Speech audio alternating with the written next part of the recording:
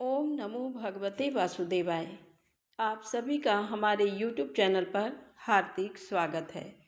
प्रिय भक्तजनों, आज के वीडियो में आप जानेंगे आषाढ़ अमावस्या की पौराणिक कथा, शुभ मुहूर्त, पूजा विधि और उपाय के बारे में। तो प्रेम से बोलें, लक्ष्मी नारायण भगवान की जय हो। साल 2026 में आषाढ़ अमावस्या 14 जुलाई मंगलवार को मनाई जाएगी। पंचांग के अनुसार अमावस्या तिथि 13 जुलाई की शाम 6:49 से शुरू होकर 14 जुलाई की दोपहर 3:12 पर समाप्त होगी। उदया तिथि की मान्यता के कारण स्नान, दान और पितृ पूजा 14 जुलाई को ही की जाएगी। ये तिथि मुख्य रूप से पितृतर्पण, दान पुण्य और आत्मशुद्धि के लिए समर्पित है। इसे हलहारड़ी अमावस्या भी कहा जाता है। इस दिन पितरों के निमित्त श्राद्ध, पिंडदान और तर्पण करने से उन्हें मुक्ति और शांति मिलती है। इसके अलावा इस दिन पवित्र नदियों में स्नान करने से सभी पापों का नाश होता है और कुंडली में मौजूद पितृदोष व काल सर्प दोष के प्रभाव कम होते हैं। इस दिन ब्रह्म मुहूर्त में किसी पवित्र नदी या घर पर ही गंगा जल मिले जल से स्नान करें। इसके बाद सूर्य देव को अर्घ्य दें। दक्षिण दिशा की ओर मुख करके तांबे के पात्र में जल, काले तिल, दूध और कुशा लेकर पितरों का तर्पण करें। घर के मंदिर में भगवान विष्णु, शिव जी और हनुमान जी की पूजा करें। आप इस दिन का उपवास भी रख सकते हैं। इस दिन पितरों के नाम से सात्विक भोजन तैयार करें और गाय, कौवे, कुत्ते व चींटियों को भोजन का हिस्सा दें। इसके बाद ब्राह्मण या जरूरतमंद को भोजन अवश्य कराएं। पितरों की कृपा पाने के लिए पीपल के पेड़ पर जल में काले तिल मिलाकर अर्पित करें और शाम के समय सरसों के तेल का दीपक जलाएं। इस दिन किसी जरूरतमंद को वस्त्र, कंबल, छाता या अनाज का दान करने से धन प्राप्ति के अवसर प्राप्त होते हैं। इसे बहुत शुभ माना जाता है। इस दिन शनि दोष निवारण के लिए शाम के समय शनिदेव को तेल अर्पित करें और पीपल के पेड़ के नीचे दीपक जलाएं। इस दिन ओम नमो भगवते वासुदेवाय और ओम नमः शिवाय मंत्र का जप करें। अब आइए सुनते हैं आषाढ़ अमावस्या से जुड़ी पौराणिक कथा। अमावस्या तिथि पर पितरों के निमित्त स्नान, दान, तर्पण का विशेष महत्व माना जाता है। आइए जानते हैं इस कथा के माध्यम से। एक बार मिथिलापति ने श्रुतदेव जी से पूछा, हे प्रभो, आषाढ़ मास की अमावस्या का क्या महत्व है? तब श्रुतदेव जी ने कहा, हे राजन, जब पृथ्वी पर राजर्षि सावर्ण का शासन था, उस समय 30वें कलयुग के अंत में सभी धर्मों का लोप हो चुका था। उसी समय आनर्त देश में धर्मवर्ण नाम से विख्यात एक ब्राह्मण थे। मुनिवर धर्मवर्ण ने उस कलयुग में ही किसी समय महात्मा मुनियों के सत्रयाग में सम्मिलित होने के लिए पुष्कर क्षेत्र की यात्रा की। वहां कुछ व्रतधारी महर्षियों ने कलयुग की प्रशंसा करते हुए इस प्रकार कहा था, सतयुग में भगवान विष्णु को संतुष्ट करने वाला जो पुण्य 1 वर्ष में साध्य है, वही त्रेता में 1 मास में और द्वापर में 15 दिनों में साध्य होता है। परंतु कलयुग में भगवान विष्णु का स्मरण कर लेने से ही उससे 10 गुना पुण्य होता है। कल में बहुत थोड़ा पुण्य भी कोटि गुना होता है। जो एक बार भी भगवान का नाम लेकर दया दान करता है और दुर्भिक्ष में अन्न देता है, वह निश्चय ही ऊर्ध्वलोक में गमन करता है। ये सुनकर देवर्षि नारद हंसते हुए उन्मत्त के समान नृत्य करने लगे। सभासदों ने पूछा, नारद जी, ये क्या बात है? तब बुद्धिमान नारद जी ने हंसते हुए उन सबको उत्तर दिया, आप लोगों का कथन सत्य है। इसमें संदेह नहीं कि कलयुग में स्वल्प कर्म से भी महान पुण्य का साधन किया जाता है तथा क्लेशों का नाश करने वाले भगवान केशव स्मरण मात्र से ही प्रसन्न हो जाते हैं। तथापि मैं आप लोगों से ये कहता हूँ कि कलयुग में ये दो बातें दुर्घट हैं: शिश्नेंद्रिय का निग्रह और जिह्वा को बस में रखना। ये दोनों कार्य जो सिद्ध कर ले वही नारायण स्वरूप है। अतः कलयुग में आपको यहाँ नहीं ठहरना चाहिए। नारद जी की ये बात सुनकर उत्तम व्रत का पालन करने वाले महर्षि सहसा यज्ञ को समाप्त करके सुखपूर्वक चले गए। धर्म वर्ण ने भी वह बात सुनकर भूलोक को त्याग देने का विचार किया। उन्होंने ब्रह्मचर्य व्रत धारण करके दंड और कमंडल हाथ में लिया और जटावल्कलधारी होकर वे कलयुग के अनाचारी पुरुषों को देखने के लिए घर छोड़कर चल दिए। उनके मन में बड़ा विस्मय हो रहा था। उन्होंने देखा प्रायः मनुष्य पापाचार में प्रवृत्त हो बड़े भयंकर एवं दुष्ट हो गए हैं। ब्राह्मण पाखंडी हो चले हैं, शूद्र संन्यास धारण करते हैं, पत्नी अपने पति से द्वेष रखती है, शिष्य गुरु से वैर करता है, सेवक स्वामी के और पुत्र पिता के घात में लगा हुआ है। ब्राह्मण शूद्रवत और गौवें बकरियों के समान हो गई हैं। वेदों में गाथा की ही प्रधानता रह गई है। शुभ कर्म साधारण लौकिक कृत्यों के ही समान रह गए हैं।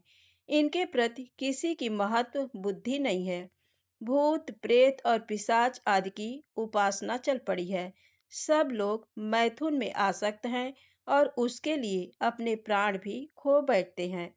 सब लोग झूठी गवाही देते हैं। मन में सदा छल और कपट भरा रहता है।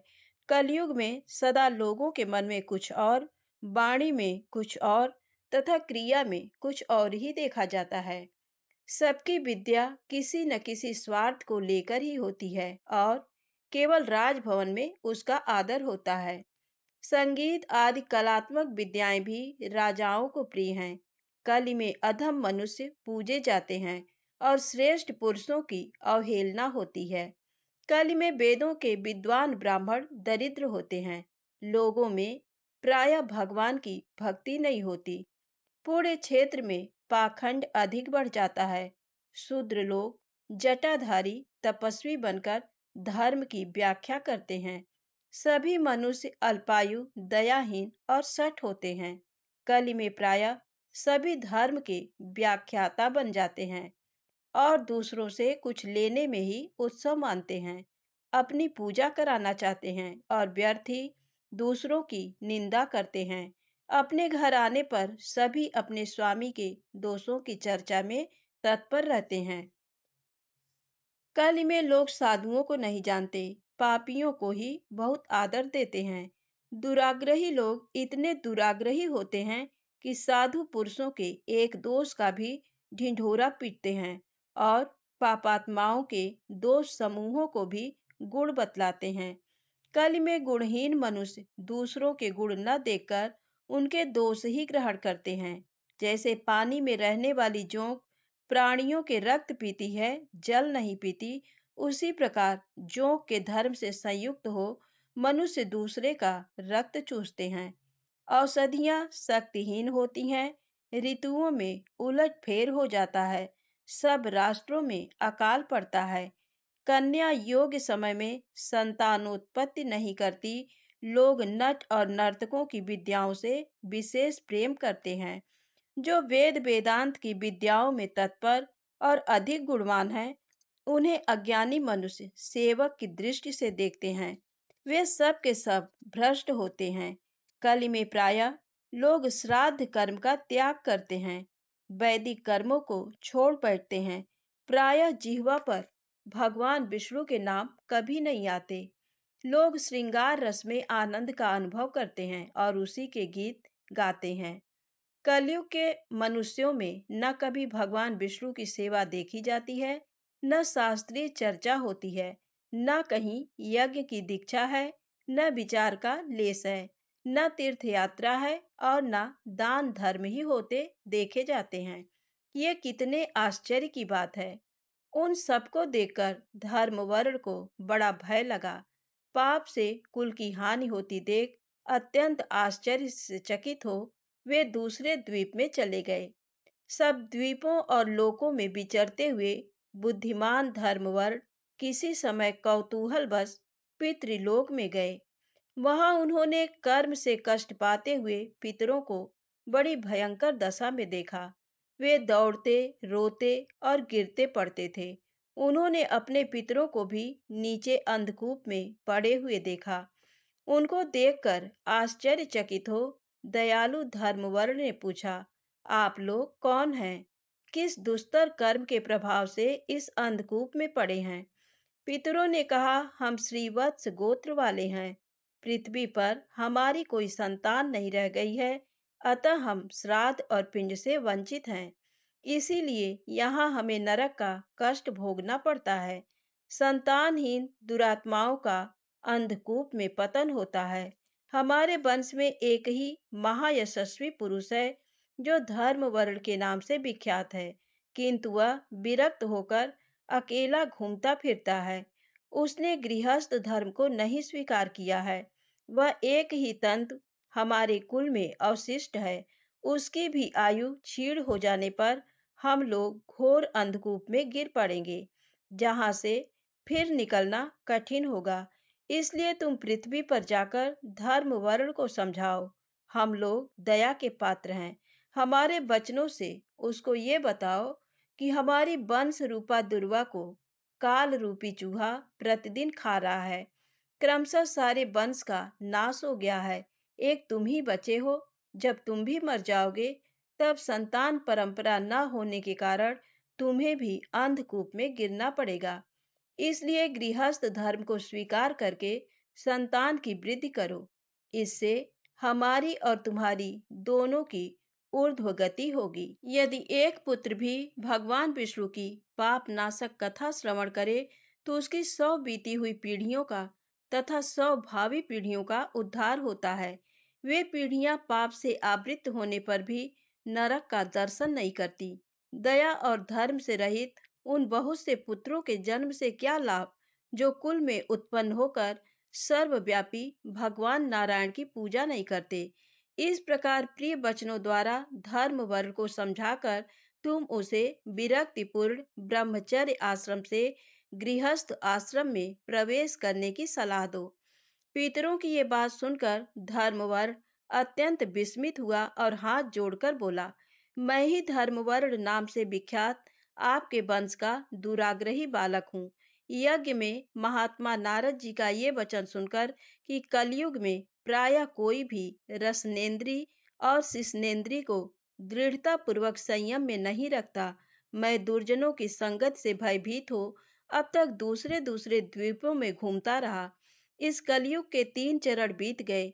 अंतिम चरण में भी 3.5 भाग व्यतीत हो चुके हैं। मेरा जन्म व्यर्थ बीता है, क्योंकि जिस कुल में मैंने जन्म लिया, उसमें माता पिता के ऋण को भी मैंने नहीं चुकाया। पृथ्वी के भारभूत उस शत्रु तुल्य पुत्र के उत्पन्न होने से क्या लाभ, जो पैदा होकर भगवान विष्णु और देवताओं तथा पितरों की पूजा न करे। मैं आप लोगों की आज्ञा का पालन करूंगा। बताइए, पृथ्वी पर किस प्रकार मुझे कलयुग से और संसार से भी बाधा नहीं प्राप्त होगी।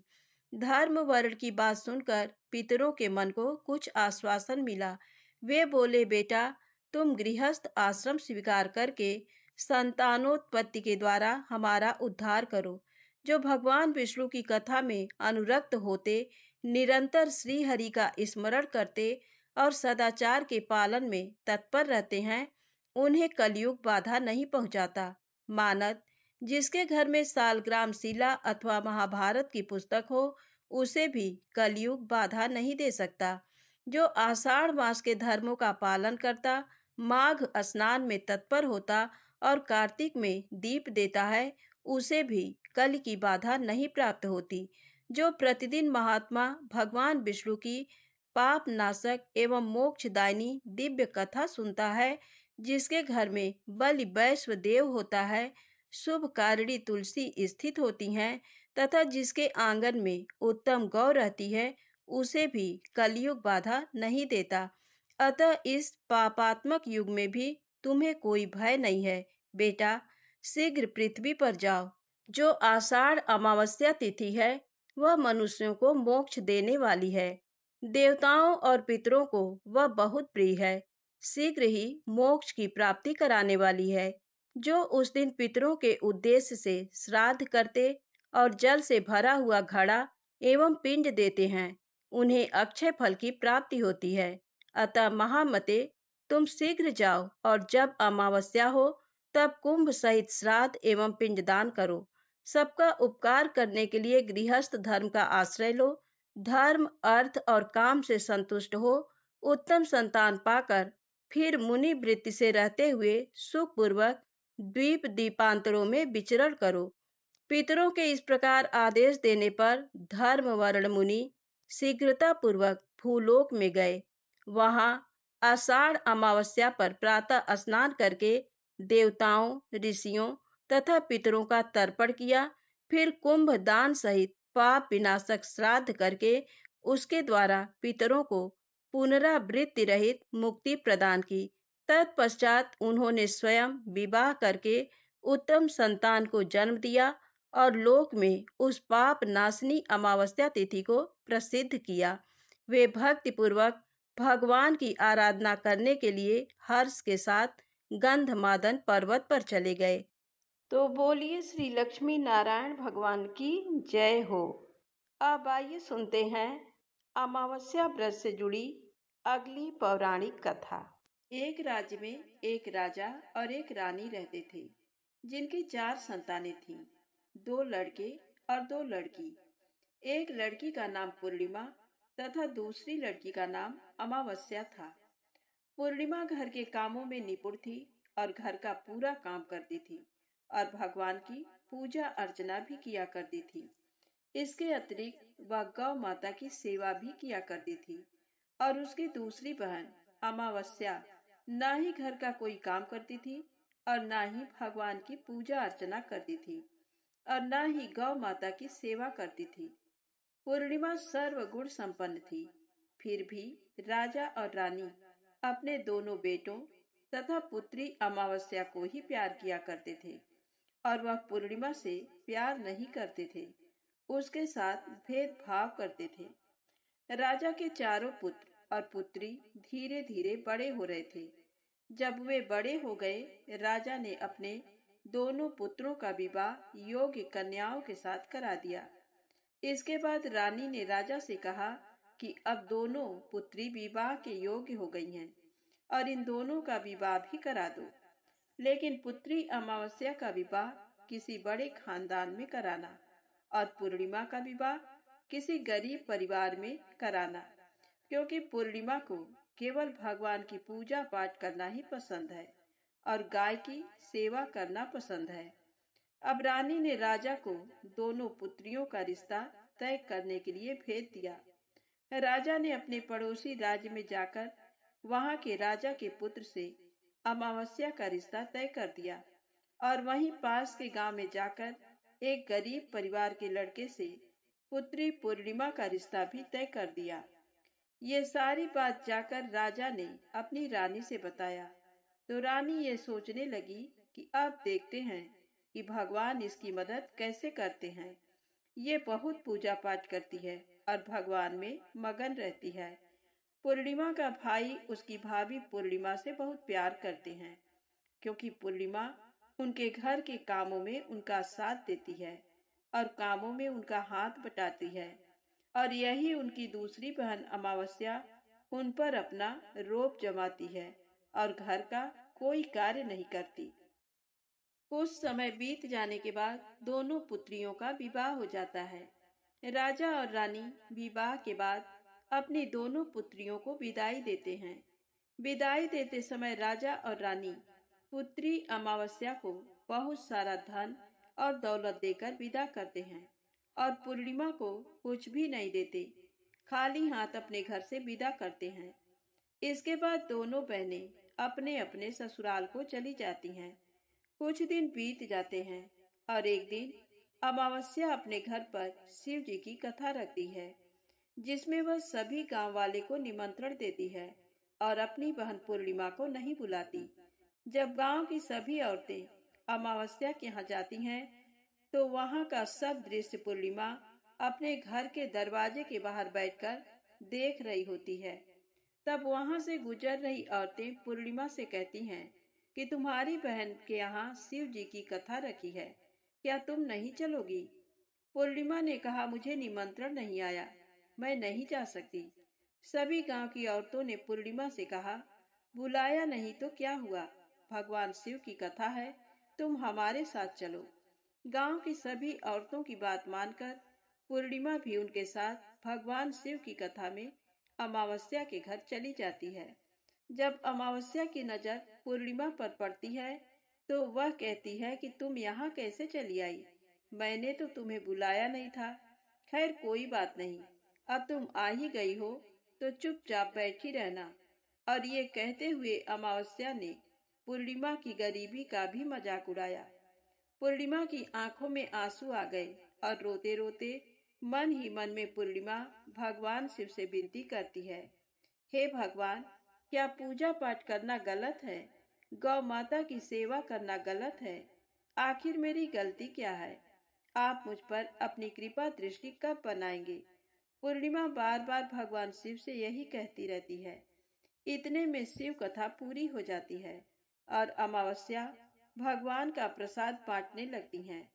वह सभी लोगों को प्रसाद देती है, लेकिन पूर्णिमा को वह प्रसाद नहीं देती।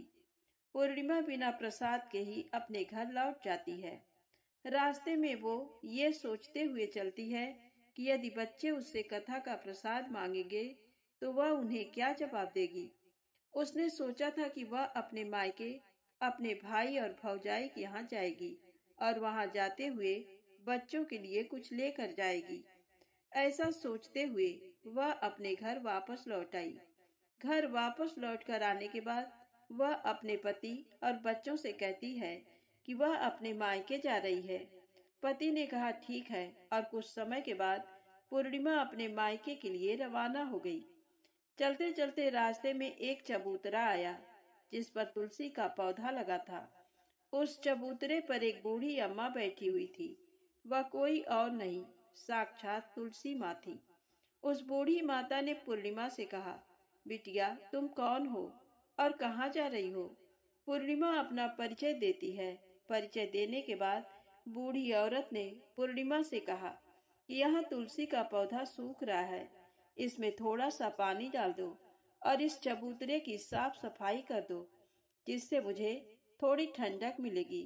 पूर्णिमा ने कहा कि ठीक है माँ, मैं तुलसी में पानी डाल देती हूँ, और कहा कि साफ सफाई भी कर देती हूँ। पूर्णिमा ने साफ सफाई करने के बाद बूढ़ी अम्मा को भी नहला दिया और बूढ़ी अम्मा की भी सेवा की, उनके पैर दबाए और बूढ़ी अम्मा से कहा कि माँ जी, और बताइए मैं आपकी क्या सेवा करूं? और कोई काम है तो बता दीजिए, मैं कर दूंगी। बूढ़ी अम्मा ने कहा, कुछ नहीं, अब तुम जाओ और वापस जाते समय मुझसे मिलते हुए जाना। पूर्णिमा ने बूढ़ी अम्मा से कहा, ठीक है माँ, मैं जाती हूँ, वापस आते वक्त आपसे मिलते हुए जाऊंगी। कुछ समय आगे चलने के बाद एक शिव मंदिर आया। वहां पर उसे एक बूढ़े बाबा मिले जो मंदिर के बाहर बैठे हुए थे। वह कोई और नहीं, साक्षात भोलेनाथ थे। उन्होंने पूर्णिमा से कहा कि कहाँ जा रही हो, तुम कौन हो? तब पूर्णिमा ने अपना परिचय दिया और फिर उस बूढ़े बाबा ने पूर्णिमा से कहा, इस चबूतरे की और इस मंदिर की सफाई कर दो। तब पूर्णिमा ने मंदिर की और चबूतरे की साफ सफाई कर दी और वहां पर पूजा पाठ अर्चना भी की। और साफ सफाई पूजा अर्चना करने के बाद उन्होंने बूढ़े बाबा को भी नहला दिया और उनसे कहा कि बाबा और कोई काम हो तो बताइए। तब बूढ़े बाबा ने कहा, नहीं बेटी, अब तुम जाओ और वापस आते वक्त मुझसे मिलते हुए जाना। पूर्णिमा ने कहा, ठीक है बाबा, मैं जाती हूँ, वापस आते हुए आपसे मिलते हुए ही जाऊंगी। आगे चलते चलते कुछ दूर चलने के बाद पूर्णिमा को एक काली जी का मंदिर दिखा। वहां भी एक बूढ़ी अम्मा चबूतरे पर बैठी हुई थी। उस बूढ़ी औरत ने भी पूर्णिमा से कहा कि बेटी, तुम कौन हो, कहाँ जा रही हो? तब पूर्णिमा ने उस बूढ़ी औरत को भी अपना परिचय दिया। बूढ़ी औरत ने पूर्णिमा से कहा कि यहाँ पर सभी पूजा पाठ करने के लिए आते हैं, लेकिन मंदिर की साफ सफाई करने के लिए कोई नहीं आता। इसलिए तुम मंदिर की और चबूतरे की साफ सफाई कर दो।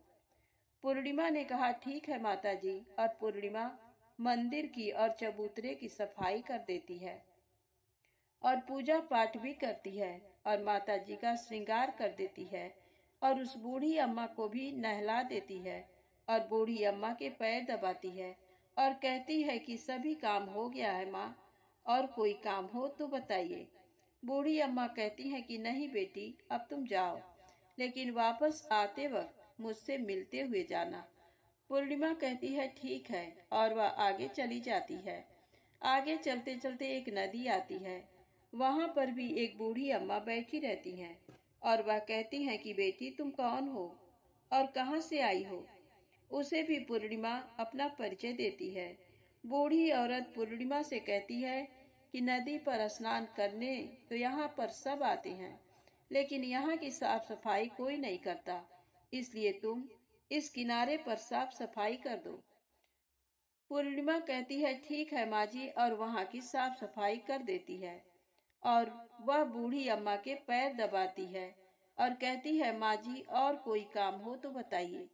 बूढ़ी औरत कहती है कि कुछ नहीं बेटी, तुम जाओ, लेकिन वापस आते वक्त मुझसे मिलते हुए जाना। और वहां नाव में बैठकर नदी के दूसरे किनारे पहुंच जाती है और वहां अपने मायके के घर पहुंच जाती है।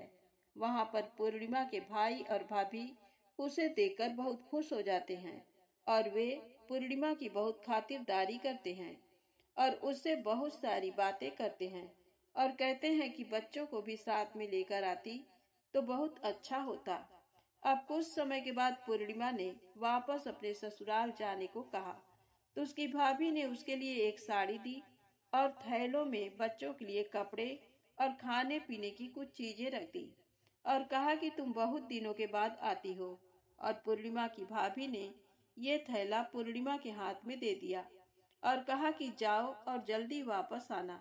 इसके बाद पूर्णिमा वहां से अपने ससुराल के लिए रवाना हो गई और उसी नदी के किनारे पहुंची और नाव में बैठकर दूसरे किनारे पर उतर गई। वहां पर उतरने के बाद वहां पर उसे वही बूढ़ी अम्मा मिली जो साक्षात गंगा मैया थी। उस बूढ़ी अम्मा ने पूर्णिमा को एक थैला दिया और कहा कि इसे तुम अपने घर जाकर ही खोलना। उन्हें लेकर पूर्णिमा वहां से रवाना हुई। आगे कुछ दूर चलने पर काली माँ का मंदिर आया। वहां पर काली माँ बूढ़ी माँ के रूप में विराजमान थी। उसने कहा, आ गई बेटी पूर्णिमा। पूर्णिमा ने कहा, हाँ माँ जी, मैं आ गई। तो काली माँ ने उसे एक थैला दिया और कहा, तुम ये थैला अपने घर जाकर खोलना। अब पूर्णिमा के पास 3 थैले हो गए थे। तीनों थैली लेकर पूर्णिमा आगे बढ़ी। कुछ दूर जाने पर शिव जी का मंदिर आया, जहाँ बूढ़े बाबा के रूप में शिव जी स्वयं विराजमान थे। बूढ़े बाबा ने कहा, पूर्णिमा तुम वापस आ गई। पूर्णिमा ने कहा, हाँ बाबा, मैं वापस आ गई। बूढ़े बाबा ने भी पूर्णिमा को एक थैला दिया और कहा कि ये थैला तुम घर जाकर ही खोलना। पूर्णिमा ने कहा, ठीक है। अब पूर्णिमा के पास 4 थैले हो गए। पूर्णिमा एक साड़ी में चारों थैलों का एक गट्ठर बना ली और सर पर रखकर वहां से रवाना हो गई। कुछ दूर जाने के बाद उसे तुलसी माँ बूढ़ी औरत के रूप में मिलती हैं और कहती हैं, पूर्णिमा तुम आ गई। पूर्णिमा कहती है, हाँ माँ जी, मैं आ गई। वह बूढ़ी औरत भी उसे एक थैला देती है और कहती है कि ये थैला तू अपने घर जाकर ही खोलना। पूर्णिमा कहती है, ठीक है माँ जी। अब पूर्णिमा के पास 5 थैले हो गए थे। पूर्णिमा वहां से रवाना हुई तो वापस अपने घर पहुंच गई। पूर्णिमा ने थैले को नीचे रखा और सबसे पहले अपने मायके का थैला खोलकर देखने लगी। उसमें बच्चों के लिए अच्छे अच्छे कपड़े और खाने पीने की चीजें थीं और उसमें कुछ गहने भी थे। पूर्णिमा ने कपड़े अपने बच्चों को दे दिए और खाने पीने की चीजें भी बच्चों को दे दी। बच्चे ये सब पाकर बहुत खुश हुए। पूर्णिमा ने दूसरा थैला खोला जो उसे गंगा माँ ने दिया था। उसमें ढेर सारे हीरे जवाहरात, सोना चांदी थे। इसके बाद अब पूर्णिमा ने तीसरा थैला खोला जो उसे काली माता ने दिया था उसमें बहुत सारा सोना श्रृंगार का सामान भरा हुआ था। इसके बाद पूर्णिमा ने चौथा थैला खोला जो उसे भगवान शिव ने दिया था। उसमें बहुत सारा धन संपत्ति भरा हुआ था और बहुत सारी खुशियां भरी हुई थी। इसके बाद अब पूर्णिमा ने पांचवा थैला खोला जो उसे तुलसी माँ ने दिया था। उसमें चावल, दाल और 7 प्रकार की खाने की चीजों से भरा हुआ था। अब पूर्णिमा के घर में किसी भी चीज की कमी नहीं थी।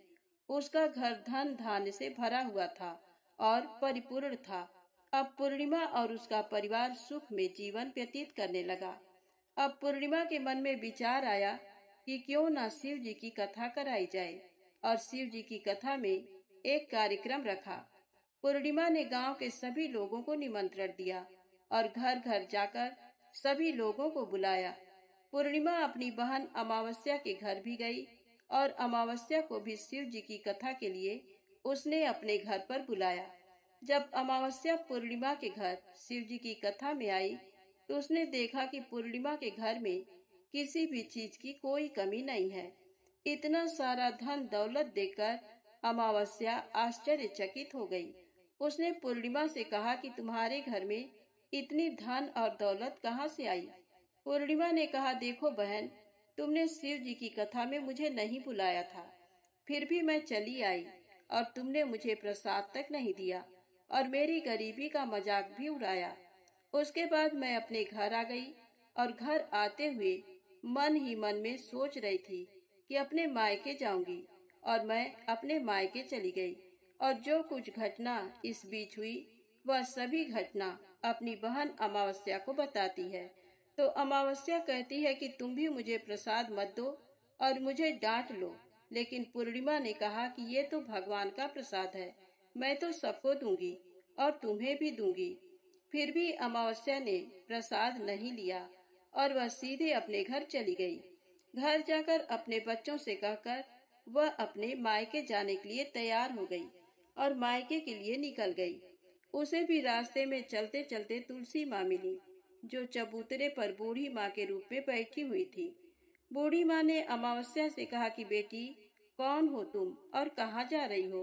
अमावस्या ने अपना परिचय दिया और बूढ़ी माँ ने कहा, बेटी, ये तुलसी का पौधा सूख रहा है, इसमें थोड़ा सा पानी डाल दो और इस चबूतरे की साफ सफाई कर दो।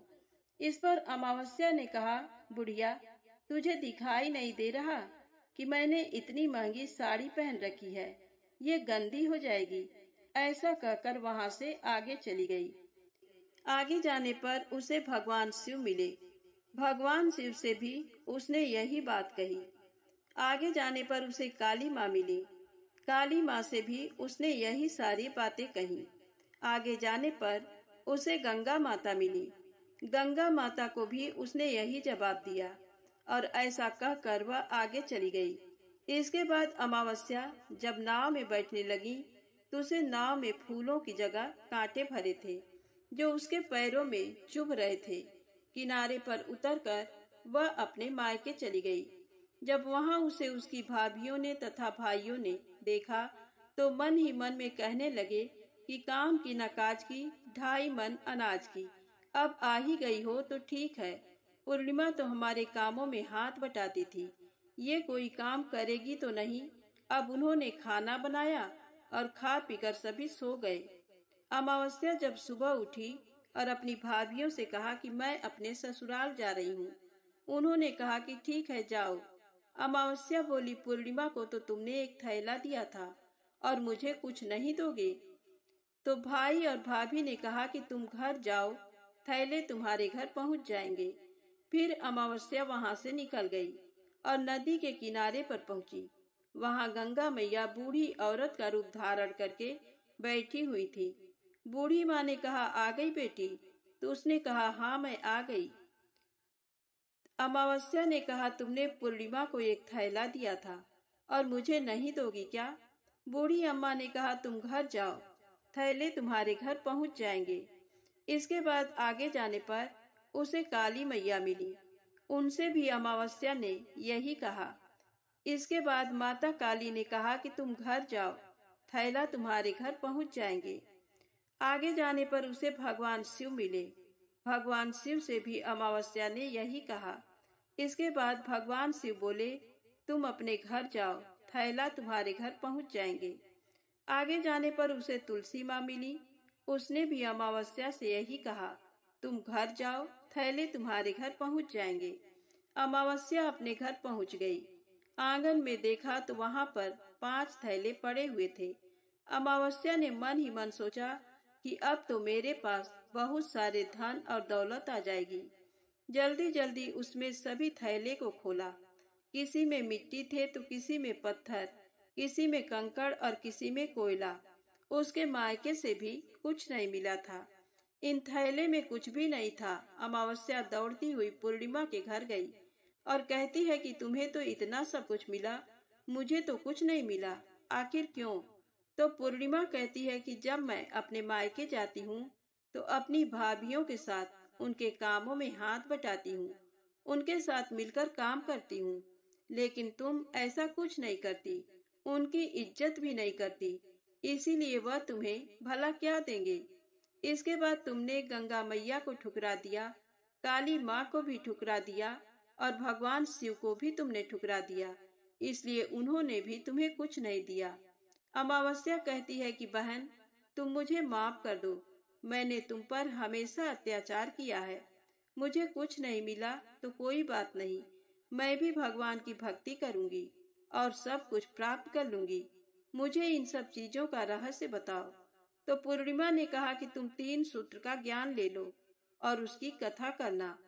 पहले सूत्र में दया मांगना और दूसरे सूत्र में कथा मांगना और तीसरे सूत्र में 108 बार नमः शिवाय का जाप करना।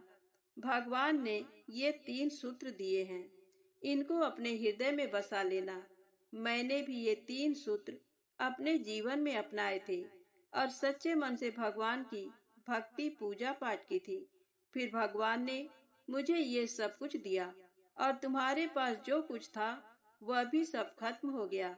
इसके बाद अमावस्या अपने घर गई और भगवान की पूजा पाठ करने लगी।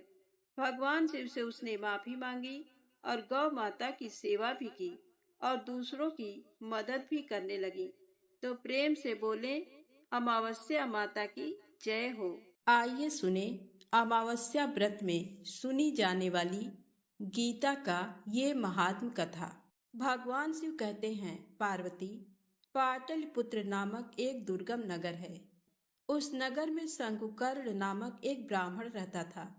उसने वैश्य वृत्ति का आश्रय लेकर बहुत धन कमाया, किंतु ना तो कभी पितरों का तर्पण किया और ना देवताओं का पूजन ही।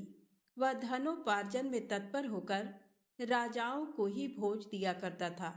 एक समय की बात है, उस ब्राह्मण ने अपना चौथा विवाह करने के लिए पुत्रों और बंधुओं के साथ यात्रा की। मार्ग में आधी रात के समय जब वह सो रहा था, एक सर्प ने कहीं से आकर उसकी बाह में काट लिया।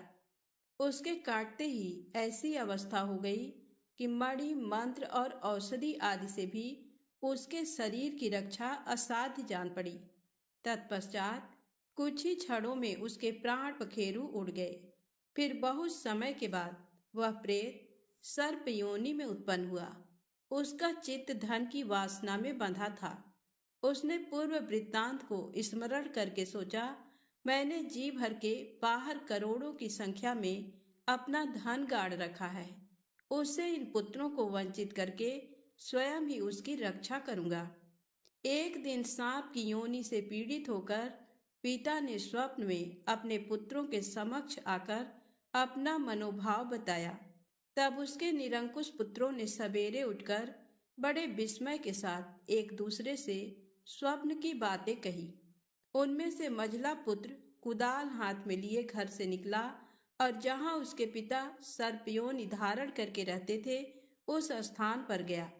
यद्यपि उसे धन के स्थान का ठीक ठीक पता नहीं था, तो भी उसने चिन्हों से उसका ठीक निश्चय कर लिया और लोभ बुद्धि से वहां पहुंचकर बांबी को खोदना आरंभ किया। तब उस बांबी से बड़ा भयानक सांप प्रकट हुआ और बोला, ओ मूढ़, तू कौन है? किस लिए आया है? क्यों बिल खोद रहा है? अथवा किसने तुझे भेजा है? ये सारी बातें मेरे सामने बता। पुत्र बोला, मैं आपका पुत्र हूँ, मेरा नाम शिव है। मैं रात्रि में देखे हुए स्वप्न से विस्मित होकर यहाँ का स्वर्ण लेने के कौतूहल से आया हूँ। पुत्र की ये लोक निंदित वाणी सुनकर वह सांप हंसता हुआ उच्च स्वर से इस प्रकार स्पष्ट वचन बोला, यदि तू मेरा पुत्र है तो मुझे शीघ्र ही बंधन से मुक्त कर। मैं पूर्व जन्म के गाड़े हुए धन के ही लिए सर्प योनि में उत्पन्न हुआ हूँ।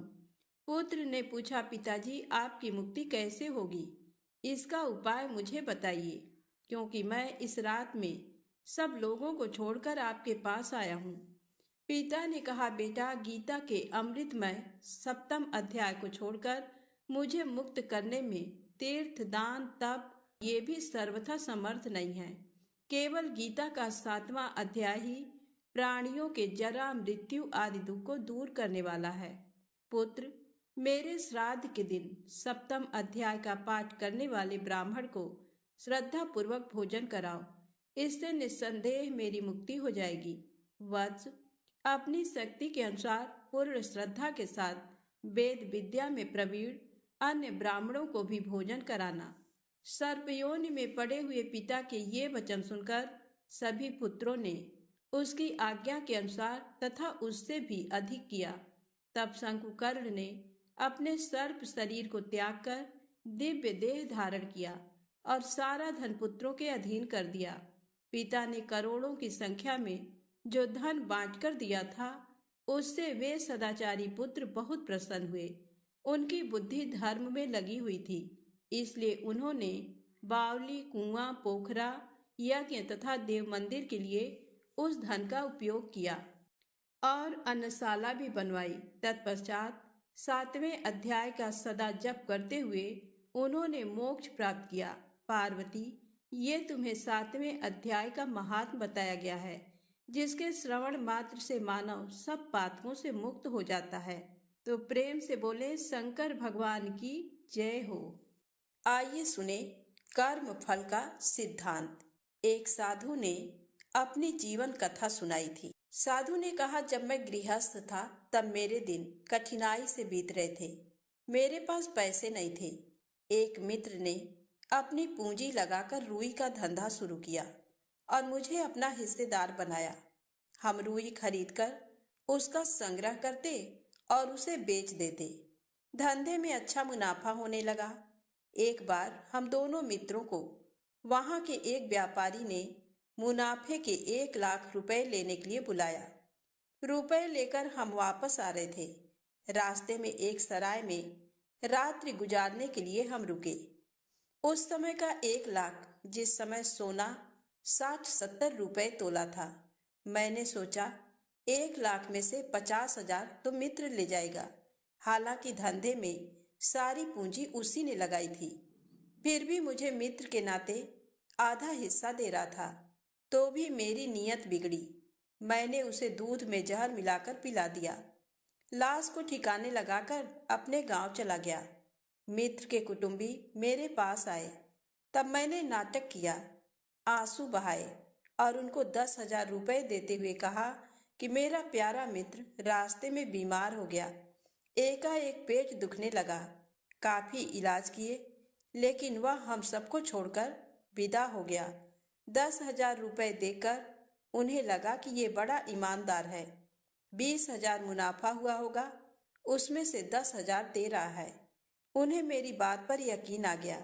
बाद में तो मेरे घर में धन वैभव हो गया। 90,000 मेरे हिस्से में आ गए थे। मैं जलसा करने लगा। मेरे घर पुत्र का जन्म हुआ। मेरे आनंद का ठिकाना न रहा। बेटा कुछ बड़ा हुआ कि वह किसी असाध्य रोग से ग्रस्त हो गया। रोग ऐसा था कि उसे स्वस्थ करने में किसी डॉक्टर का बस न चला। मैं अपने लाडले को लेकर विदेश गया। काफी इलाज करवाए, पानी की तरह पैसा खर्च किया, बड़े बड़े डॉक्टरों को दिखाया, लेकिन कोई लाभ नहीं हुआ। मेरा करीब करीब सारा धन नष्ट हो गया और धन कमाया वह भी खर्च हो गया। आखिर निराश होकर बच्चे को भारत ले आया। मेरा इकलौता बेटा। अब कोई उपाय नहीं बचा था। डॉक्टर वैद्य हकीमों के इलाज चालू रखे। रात्रि को मुझे नींद नहीं आती और बेटा दर्द से चिल्लाता रहता। एक दिन बेटा मूर्छित सा पड़ा था। उसे देखते देखते मैं बहुत व्याकुल हो गया और विह्वल होकर उससे पूछा, बेटा तू क्यों दिनों दिन क्षीण होता चला जा रहा है? अब तेरे लिए मैं क्या करूं? मेरे लाडले लाल, तेरा ये बाप आंसू बहाता है। अब तो अच्छा हो जा पुत्र। मैंने नाभि से आवाज देकर बेटे को पुकारा तो वह हंसने लगा। मुझे आश्चर्य हुआ कि अभी तो बेहोश था, फिर कैसे हंसी आई। मैंने उससे पूछा, बेटा एकाएक कैसे हंस रहा है? बेटे ने कहा, जाने दो। हमने कहा, नहीं नहीं, बता क्यों हंस रहा है?